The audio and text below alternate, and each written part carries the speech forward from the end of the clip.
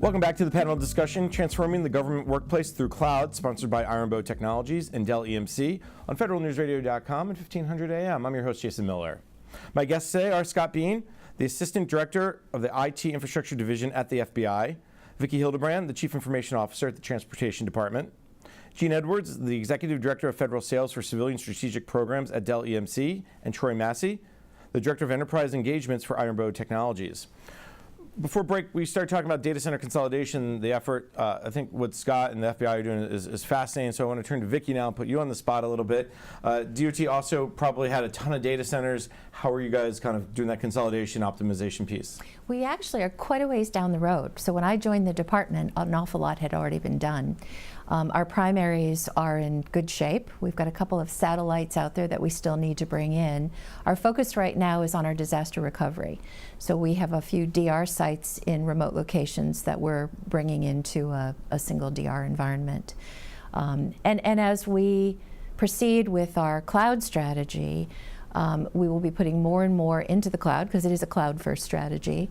We're going to do very little lift and shift. We really want to take the time to think through our transformation and modernization work as we move things out of those data centers. But we really are quite a ways down the road on our data center consolidation work. Now, very little lift and shift. I've written articles and have discussions, and some people will say, well, if it's ready, if the application's ready, just move it, because you're going to get better capabilities. Cost may be the same, cost may be a little bit more, but the capabilities are better. But then other people say, like what you said, we're going to do a little. I'm not sure where it's. Okay. So explain. I absolutely would like to respond to that, because you said when the application is ready. There are very few applications in my world that are ready, okay? Right. And what happens with lift and shift, I've discovered, is that you move it and you forget about it because you have other priorities. So you've saved some of the costs that you gain by putting it in the cloud, but then you've got some vulnerabilities and some issues that need to be dealt with, but they tend to drop down on the list, the priority list. I was here 3 months and I had 3 incidences in 3 different modes of transportation, and it was actually assets that were in the cloud. Because they had been lifted and shifted. They forgot to, okay, they're in the cloud, move on to something else. Right. Interesting. Right. So we're going to take a very strategic approach to that. All right.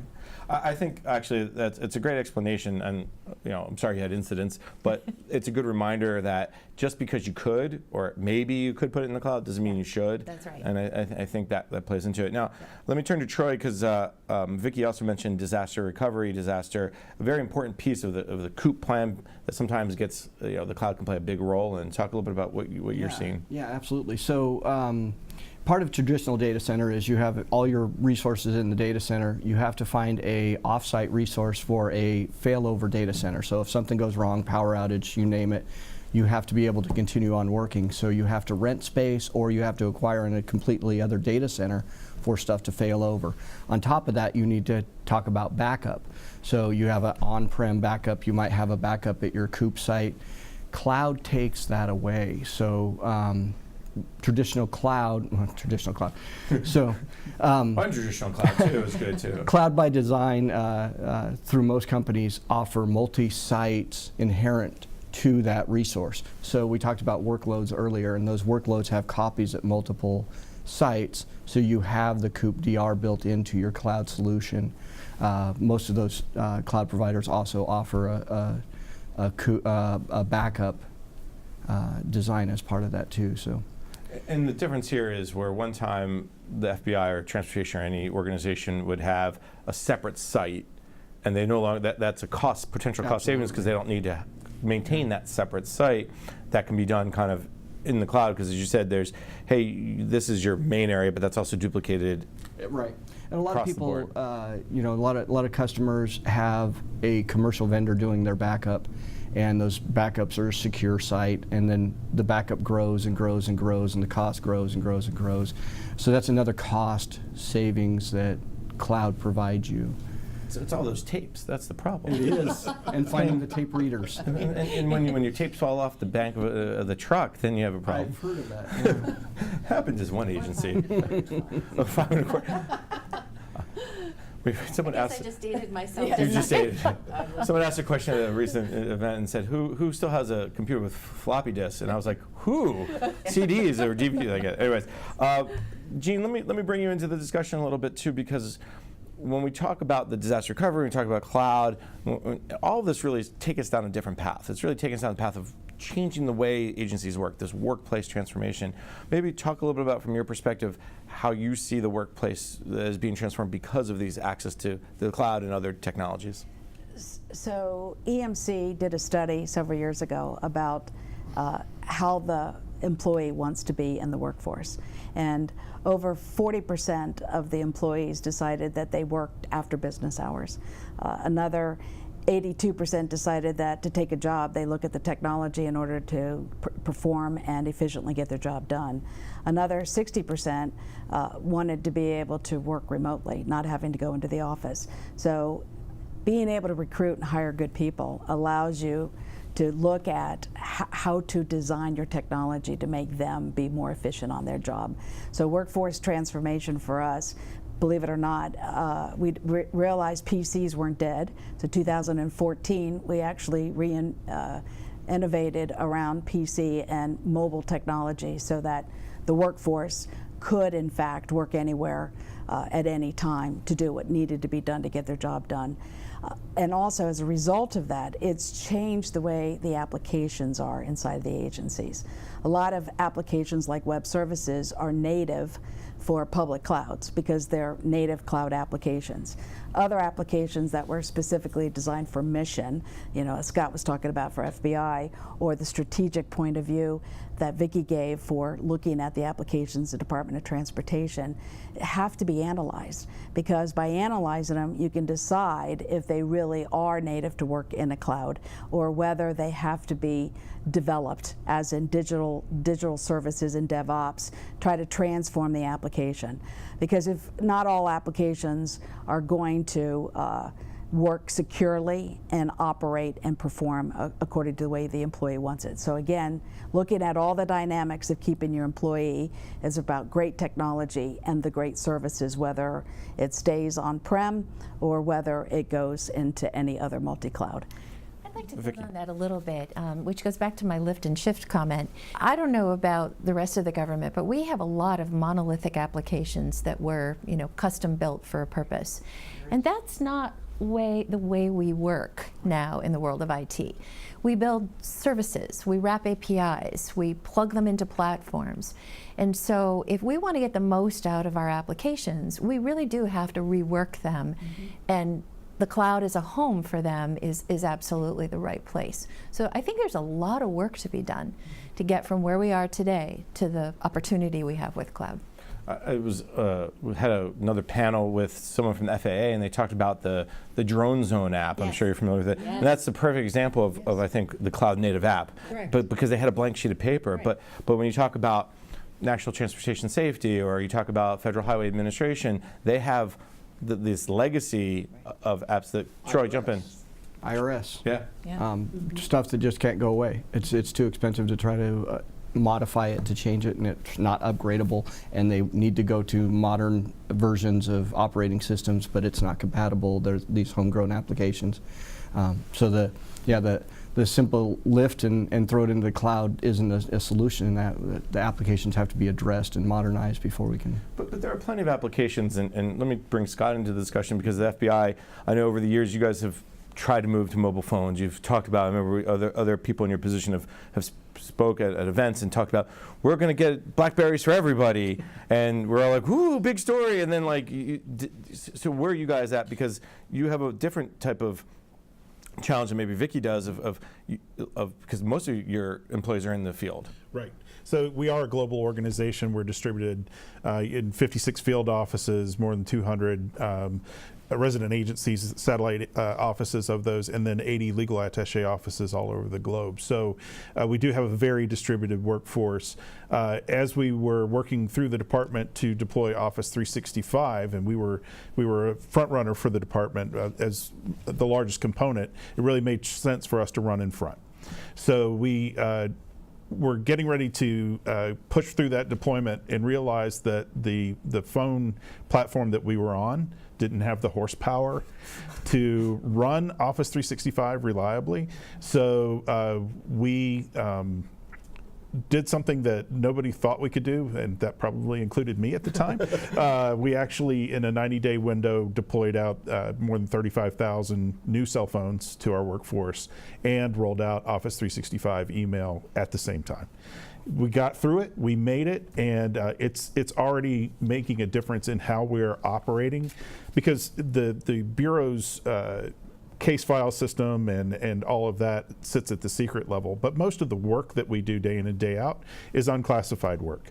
So the more I can make that environment available to our workforce that's out there in the field doing interviews, gathering evidence, whatever they're doing out there to further the mission of the FBI, the more that I can enable them on a cell phone or on a thin client, the better off they're going to be in executing their mission without having to waste time coming back to the office to put something at the secret enclave. So the more we can expand capability in the unclassified environment and then have good, stable, safe cross domains to uplift that information into secret when we're ready to put it in our official system of record, the better off we're going to be.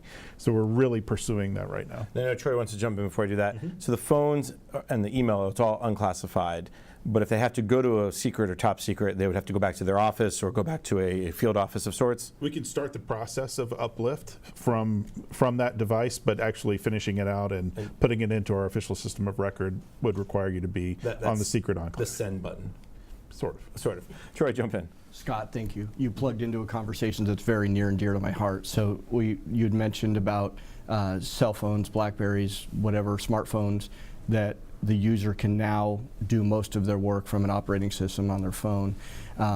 Part of our taking the workplace to the workspace is virtualizing operating systems, putting them out on a tablet, an iPhone. Not everybody works in front of a desk. Picture an aircraft mechanic or a farmer. Their workspace is out there in the field or up there on the plane. They have to go back to a workstation to be able to order a part, check the weather, whatever their need is.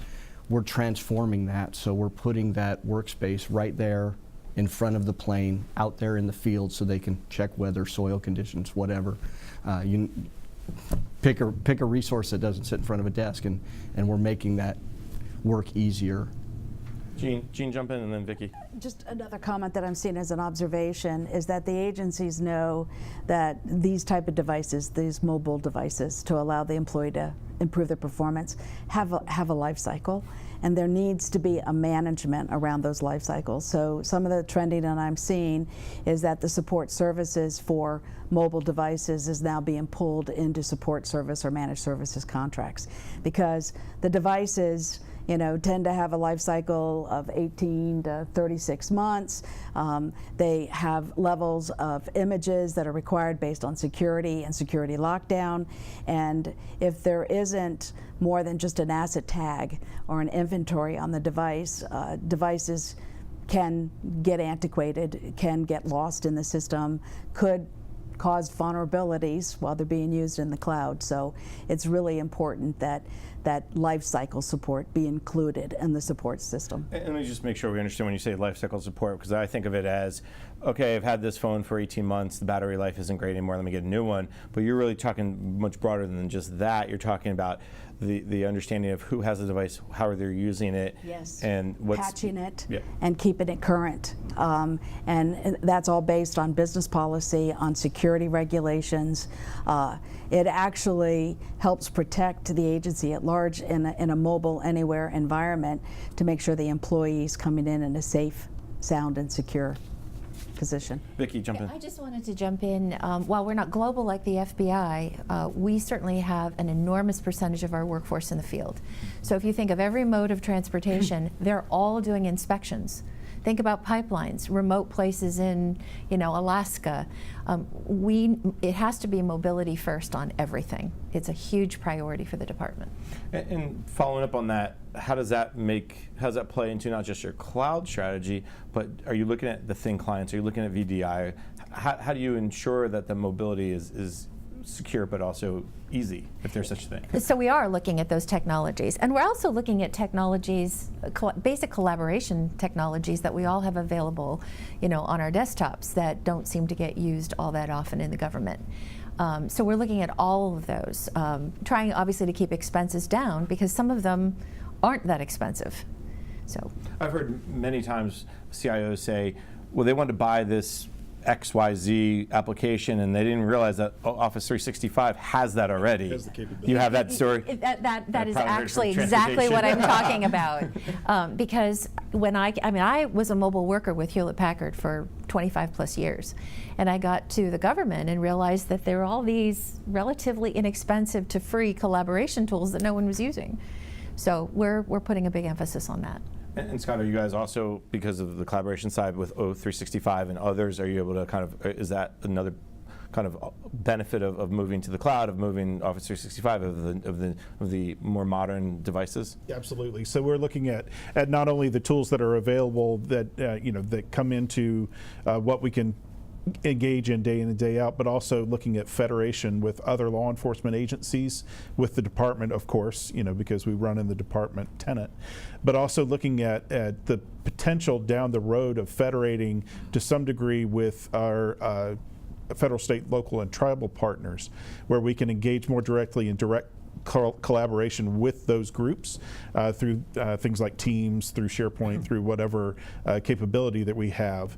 The other thing that we've done is, in terms of VDI, is several years ago, a strategic decision was made to basically starve off refresh of our unclassified environment desktops in the field, in preference of developing a virtual desktop for our unclassified that runs within our secret enclave.